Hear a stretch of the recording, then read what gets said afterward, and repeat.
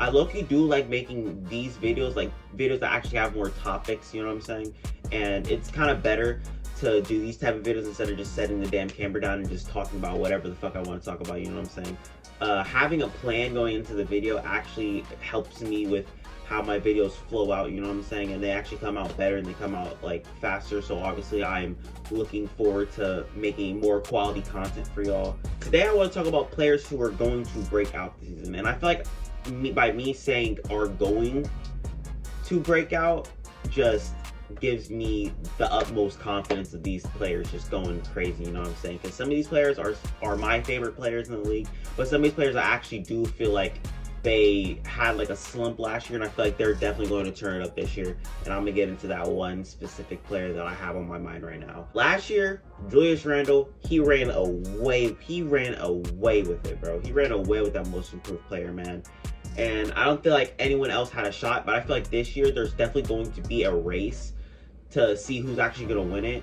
And that's why I've gathered up a list of players who I feel like would actually have a shot to win most improved player, or just have a breakout season at that, you know what I'm saying? I do have some honorable mentions. 3 honorable mentions that I do have is Tyreese Maxey. I believe that Tyreese Maxey, it all depends on if he gets packaged with this Ben Simmons trade, because it has came out that he might move to a different team with Ben Simmons. But I feel like if he does stay, it opens up a bigger role for him in Philly. The other one is Christian Wood. I do believe Christian Wood does have a chance to take a leap. I feel like he is probably the most probable to actually take a leap out of this list that I do have, because he was a front runner to win most improved player, but he ended up getting injured. So I mean, it's pretty unlucky for him, but I feel like this year could be his year on this team, because he does have a big role on the Rockets. So I feel like he's going to take that leap, you know what I'm saying? The final honorable mention that I do have is Cary Slovert. I do believe Cary Slovert is definitely going to take a leap. By no means do I feel like his injury is going to affect how he plays basketball, because before he got injured in the Nets, I think it was a 2019 season, he was playing phenomenal, and he was definitely a front runner. And I feel like him and Christian Wood are in the same spot, and he does have a really big role on the Pacers. So I definitely think that he's going to take a leap. But to talk about the players I actually think are going to have breakout seasons, I want to jump straight into it. Y'all see the thumbnail.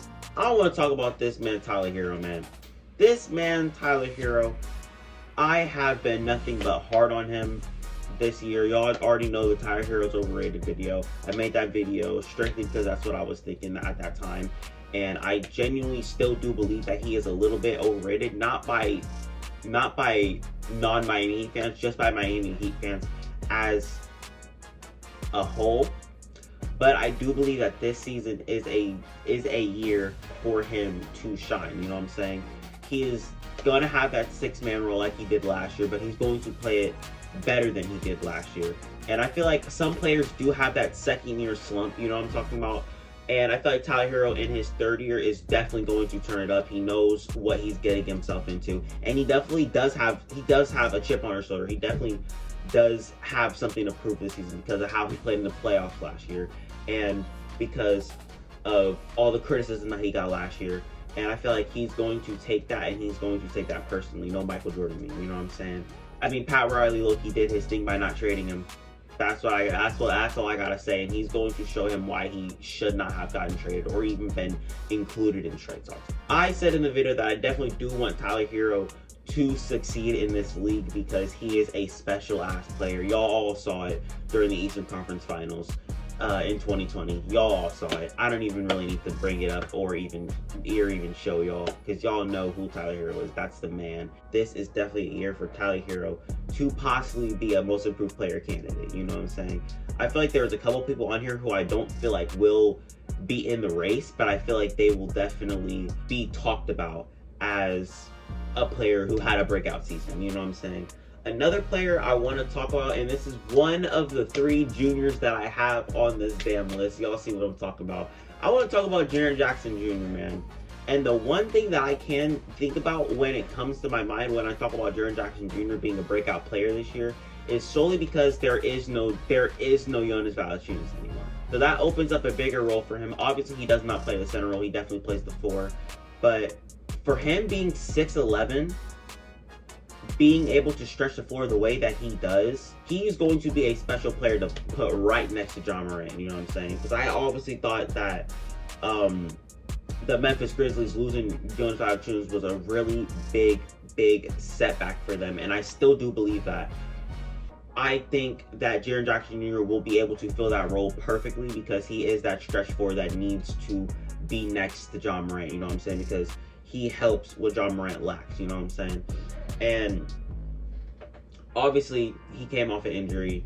And when he came back from the injury, I think he played like 11 games. He did not play good through those 11 games. His efficiency was terrible as fuck. But I mean, I'm going to cut him some slack.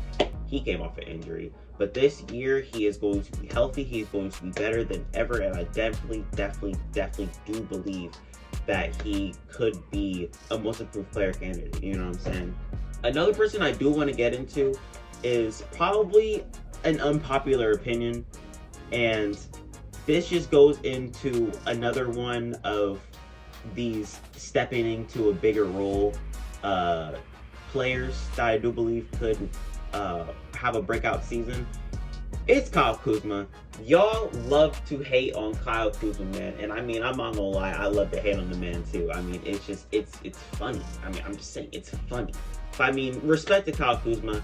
He is still a good player because I do remember when LeBron James was out with his groin injury back in 2019, he helped the team tremendously. I remember he was dropping 40-point games for some damn reason.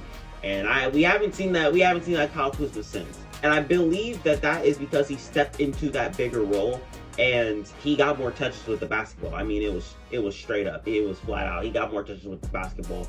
And he's going to be able to have that in DC, you know what I'm saying?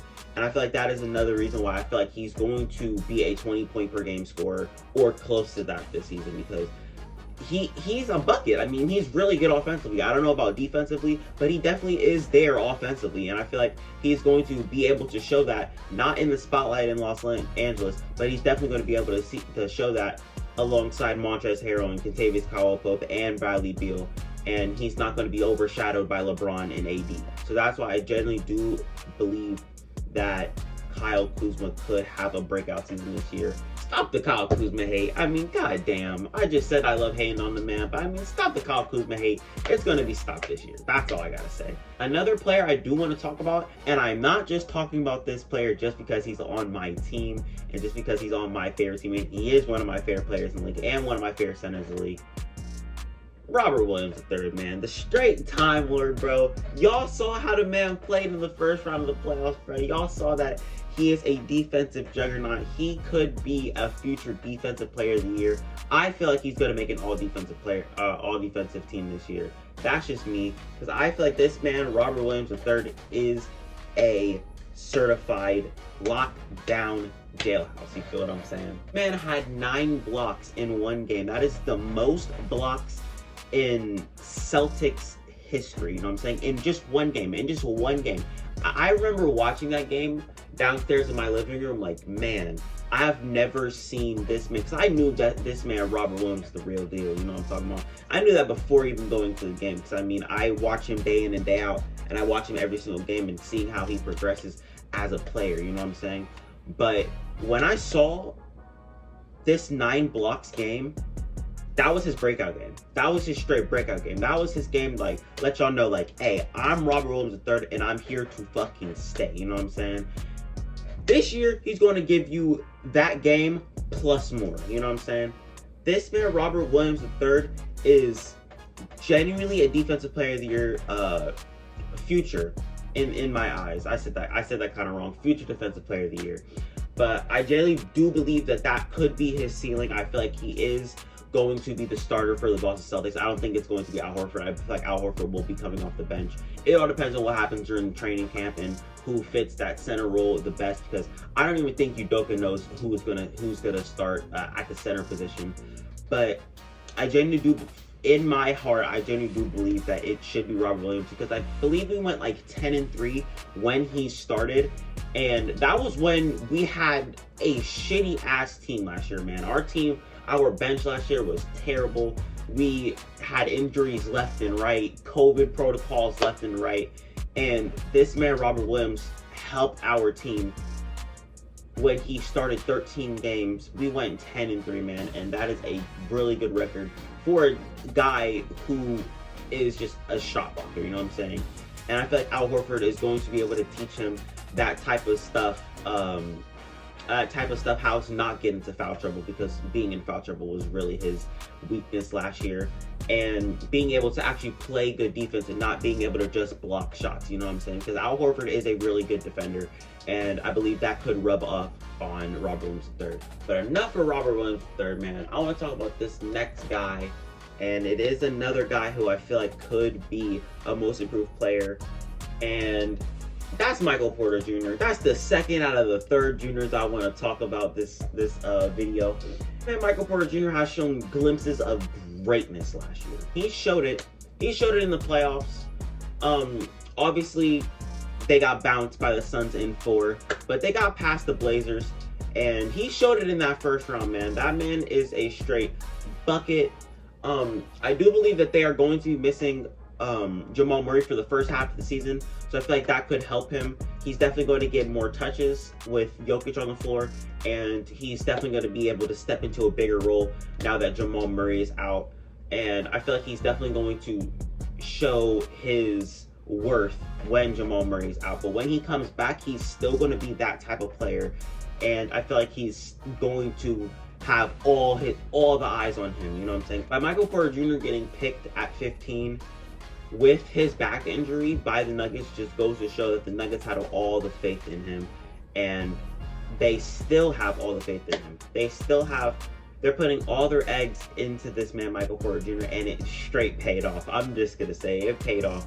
It didn't really necessarily pay off for Bobo, because I think they did the same thing in the same exact draft class with Bobo. It didn't really pay out for him. I still think Bobo is a really good player. I just don't think that he fits on that Nuggets team as well as Michael Porter Jr. does. But this year's Michael Porter Jr.'s year, man, and I definitely do have him as a most improved player candidate. I do not have him winning, however. I don't have him winning over this man. This man, Kevin Porter Jr., man. That is the third junior of the video, bro. This man, Kevin Porter Jr., has already shown glimpses of straight James Harden-esque type moves. You know what I'm saying? James Harden-esque type skill.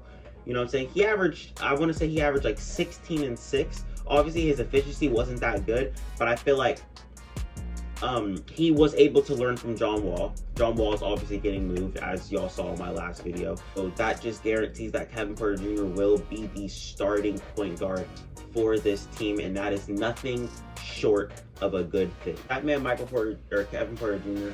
is an actual really good facilitator. He is a really average, slightly above average defender, and this man can shoot the skin off the pill, bro. This man is a scorer on all 3 levels, and he is generally, I believe he's going to be averaging around, like, I think I said 20 and 8, around that.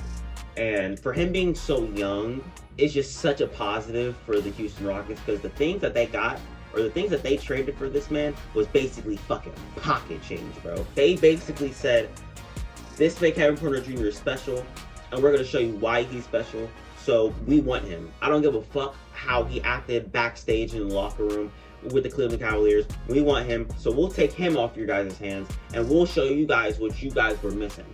You know what I'm saying? We got a free locker spot for him over here.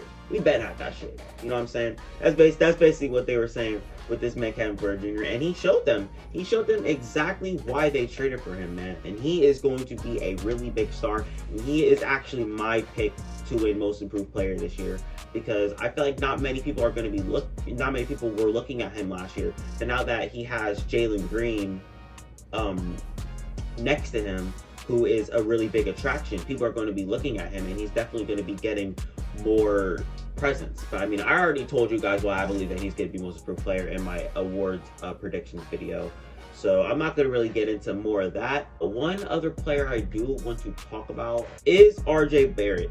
Now, I can't really tell you guys why I believe that RJ Barrett's going to have a breakout season, but it just comes down to the same thing as Tyler Hero, man. Most NBA players have that second year slump, and I feel like it's going to hit a couple players that I'm actually not going to be talking about in this video, but I feel like it could hit some of the rookies like Anthony Edwards or LaMelo Ball. I don't want it to hit them, obviously, because I want them to, you know, break out even and go to higher lengths. But I feel like with RJ Barrett, he did have that second-year slump. He did play pretty ass in the playoffs, man. But he is still a very good defender, and I feel like he is going to show out, and he is going to basically become that two-way player that the Knicks thought that he was going to be, or what he showed in Duke, you know what I'm saying, back in college. He is definitely going to take that big leap. Obviously, more eyes are going to be on him because he just came off a playoff run. They just got Kemba Walker. They just got Evan Fournier. So I feel like him coming off the bench is going to be perfect for him. He is definitely going to have a big year this year. That is genuinely what I can say about RJ Barrett. I do believe he will have a breakout season. Another player I do actually want to get into, and I feel like he will be able to take this really big jump, is Terrence Mann. Kawhi Leonard's out. Terrence Mann's going to be getting about like 30 to 35 minutes a game. He is going to be the starting three on the team now that Kawhi Leonard's out. And this man is going to go crazy, bro. It is basically inevitable at this point, man. Y'all saw Game 6 against Utah. I know y'all saw Game 6 against Utah. That was his breakout game. That was his game to show y'all, hey, I'm Terrence Mann, and I'm gonna show y'all why the fuck I'm here, you know what I'm saying? And he's just gonna show that all season long. Reggie Jackson is gonna have a really big year too. I actually did not have him on this list, but he just popped in my mind. He's definitely going to have that season because he played tremendous in the playoffs, man. He was that guy when he stepped up when Kawhi Leonard was out. And Terrence Mann is going to be that guy for Paul George in the regular season this year, man. Terrence Mann, he showed out. He had 39 points in Game 6 to close out the Utah Jazz. You know, the #1 seed in the Western Conference. I mean, we cannot forget about that. And Terrence Mann is going into his second year of the league. And that's kind of scary because I was just talking about that second year slump. But he's not going to really have a slump. His numbers are going to improve because I didn't really look into any of these players and what their stats were last year, but I don't believe that his stats were that good in the regular season, so I definitely do believe that his stats are going to go up regardless of what happens because he will be getting more touches. I feel like Terrence Mann, this is the year for him. He is going to show out, and he is going to be a treat to watch as he's doing it. You know what I'm talking about. That's all that I got for y'all today. I actually really had so much fun making this video. And another thing, I did get the Xbox, so I genuinely do want to make more 2K content. My MacBook is actually on its way. It's going to be here in a couple days, so expect more reaction videos, expect tier list videos, expect quiz videos. I want to get as many video ideas as I can out for you guys because I am so excited for the future of this channel, man. I'm having so much fun with what I'm doing right now, you know what I'm saying? But that is all I got for y'all today. I'm gonna get out of here.